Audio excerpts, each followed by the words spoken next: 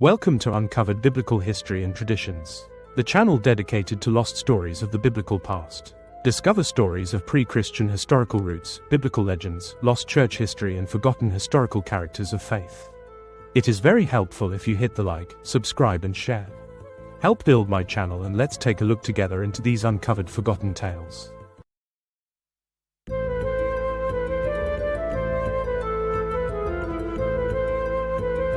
Picture this: in the heart of ancient Rome, in the year 53 AD, a 17-year-old girl stands in an opulent palace, about to make a decision that will echo through Christian history forever. She's not just any teenager, she's a British princess, adopted daughter of the most powerful man on earth, and a Christian living under an emperor who has sworn to exterminate her faith. Her name is Claudia, and her story is about to unfold in ways that will shake the very foundations of the Roman Empire. This isn't the sanitized version of early Christian history you might remember from Sunday school. This is a tale of forbidden romance, political intrigue, imperial betrayal, and ultimate sacrifice that reads like a Hollywood thriller, except every detail is documented in ancient martyrologies and carved in stone. The story begins with one of history's most dramatic reversals of fortune. Following his famous trial and unexpected release, the legendary British King Caractacus found himself in an impossible situation. The man who had fought Rome for 9 bloody years was now living freely in the imperial capital, residing in a magnificent palace on the Mons Sacer called the Palatium Britannicum, the Palace of the British. But Caractacus wasn't alone. His entire royal family had been brought to Rome as captives, yet they were granted freedoms that defied every convention of Roman conquest. While the king himself served a 7-year parole, his family members could leave whenever they chose. Most did. His sons Cuthlinus and Cunnan departed almost immediately, one to rule as regent in Britain, the other to study theology. But several family members remained, and they were about to become the most unlikely revolutionaries in Christian history. The family that stayed in Rome faced a terrifying reality. Christianity was a capital offense under Emperor Claudius. The Tiberians and Claudian death decrees meant that anyone professing Christian faith would be executed. Yet these British nobles had already committed their lives to Christ under the guidance of St. Paul himself. As one ancient record puts it, they cast the die and unflinchingly dedicated their lives to the Christian service, knowing full well they would pay with their lives and with their fortunes. Meanwhile, Rome's Christian community was barely surviving. When the Apostle Peter arrived in 44 AD, followed by Paul in 56 AD, they found believers huddled in underground catacombs, meeting secretly among the dead because Roman law granted sanctuary to burial sites. These early Christians had developed an elaborate network of secret entrances and escape routes, constantly evading Roman soldiers who would waylay worshippers at catacomb entrances. The Christian community was split into 2 congregations: Jewish converts who met secretly at the house of Aquila and Priscilla, and Gentile converts led by Pastor Hermas. Both groups lived in constant terror, their worship relegated to the shadows of Roman society. But everything was about to change, and the catalyst would be the most unlikely person imaginable. In what can only be described as divine irony, Emperor Claudius, the same man who had sworn to exterminate Christianity, became personally captivated by Caractacus's youngest daughter, Gladys. Born in 36 AD, she had been just an infant when Joseph of Arimathea baptized her during his mission to Britain. Now, as a young woman in Rome, her character and extraordinary beauty caught the emperor's attention. What happened next shocked everyone. Claudius adopted Gladys as his own daughter, despite knowing she was an exceptionally devout Christian. The adoption terms, incredibly, did not require her to renounce her faith.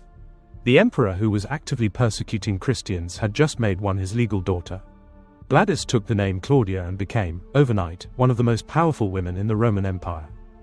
This wasn't just unprecedented, it was miraculous. Ancient historians called it the most astounding incident in Christian history, showing how God can use even his bitterest enemies to work out his divine purpose. But Claudia's story was far from over. During the British campaigns, a young Roman officer named Rufus Pudens Pudentius had served as aide-de-camp to Commander Aulus Plautius. Pudens had likely first encountered the royal British family during a truce in 45 AD, when his commander married Caractacus's sister. At that time, the future Claudia was only 9 years old, but witnesses noted her extraordinary beauty was already evident. Over the following years, as Pudens remained stationed in Britain, an remarkable romance developed. By 53 AD, when Claudia was 17, the attraction that had lingered and prospered over the ensuing years culminated in marriage. The Roman poet Martial celebrated their union, writing, "The foreign Claudia marries my Rufus Pudens, she calls him Rufus her holy husband." The word, holy, was no accident. Pudens had converted to Christianity, abandoning the Roman pagan gods he had once served. Archaeological evidence from the famous Chichester Stone, discovered in 1723, proves that Pudens was still worshipping Neptune and Minerva as late as 50 AD. His conversion between 50 and 53 AD was genuine, dramatic, and complete. The wedding itself defied imperial protocol. Rather than celebrating at Claudius's palace, the ceremony took place at the Palatium Britannicum, officiated by Pastor Hermes himself. Caractacus gave the entire palace as a wedding gift to his daughter and new son-in-law, complete with its vast grounds and the largest bath facilities in Rome. But this palace would become far more than a residence. Under Claudia and Pudens, it transformed into what Pastor Hermes called the Amplissimus Pudentes Domus, the most magnificent house of Pudens, serving as a hospitium, or house of hospitality for Christians from around the world. More remarkably, it functioned as a true sanctuary where no Roman soldier dare set foot to arrest any member or guest of the Pudens household. The scale was breathtaking. Pudens brought 400 servants from his Umbrian estates, 200 men and 200 women, all born on his hereditary lands. The palace operated like a small city, welcoming persecuted Christians from across the empire and providing them safety in the heart of Rome itself. The family's Christian commitment came at the ultimate cost. One by one, family members paid with their lives for their faith. The palace eventually became the only property owned by the Christian Church in Rome until Constantine's time, deeded by Timotheus, Claudia and Pudens' eldest son, who was among the last family members to be martyred. Ancient martyrologies preserve fragments of their stories, heartbreaking accounts of torture and execution that were largely forgotten as centuries passed. As one historian noted, a dark curtain shrouded the glory in somber shadows, yet their sacrifices proved essential for Christianity's eventual triumph. The story isn't without its villains. The Chichester Stone inscription reveals the involvement of Tiberius Claudius Coggijunus, a British king who betrayed Caractacus to the Romans. For this treachery, he received Roman honors and protection, but British culture responded with the ultimate punishment, complete erasure from historical memory. Celtic law branded him, Bradwar, traitor, and the bards assigned him to oblivion. His name was forbidden to be spoken, and he disappeared from all British historical records. What makes this story so remarkable isn't just its drama, but its documented authenticity. The Chichester Stone provides concrete archaeological evidence. Roman martyrologies preserve the dates and details. Ancient poets like Martial celebrated the romance. Every element can be verified through multiple historical sources. More importantly, this story reveals how Christianity gained its foothold in the highest circles of Roman power. Without the sacrifices of these British nobles, their palace sanctuary, their social connections, their ultimate martyrdom, Paul's mission to the Gentiles might never have succeeded. They provided the foundation stones for Christianity's eventual imperial triumph. The teenage princess who stood in that Roman palace in 53 AD, choosing love and faith over safety and power, could never have imagined how her story would inspire believers for 2,000 years.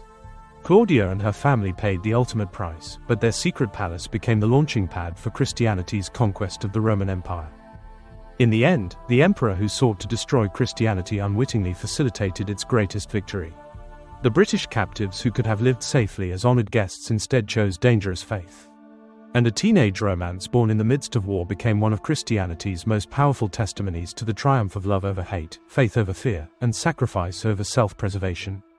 Today, when we speak of early Christian martyrs, we often forget these British nobles who opened their palace doors to the persecuted, their hearts to dangerous faith, and their lives to ultimate sacrifice. Their story reminds us that some of history's greatest victories happen not on battlefields, but in the quiet choices made by individuals willing to risk everything for what they believe. The palace of the British stood as sanctuary for years, its very existence a testament to the miraculous way divine providence can work through the most unlikely circumstances. From the ashes of war came love. From the heart of persecution came sanctuary. And from the sacrifice of a few came salvation for many. That's the real story of the secret Christians of Imperial Rome, not just believers hiding in catacombs, but royalty transforming palaces into sanctuaries, turning the tools of oppression into instruments of liberation, and proving that sometimes the most powerful revolutions happen not with swords, but with open doors and willing hearts. If you would like more information where to research this subject, check out my other videos and pause this image and look into these resources. If you have book sources or links of your own on this subject, please share in comments or email me. Thank you. I hope you enjoyed this forgotten biblical story. Leave a like, comment, share and subscribe. This is very helpful. Join me next time for another lost story of our biblical history.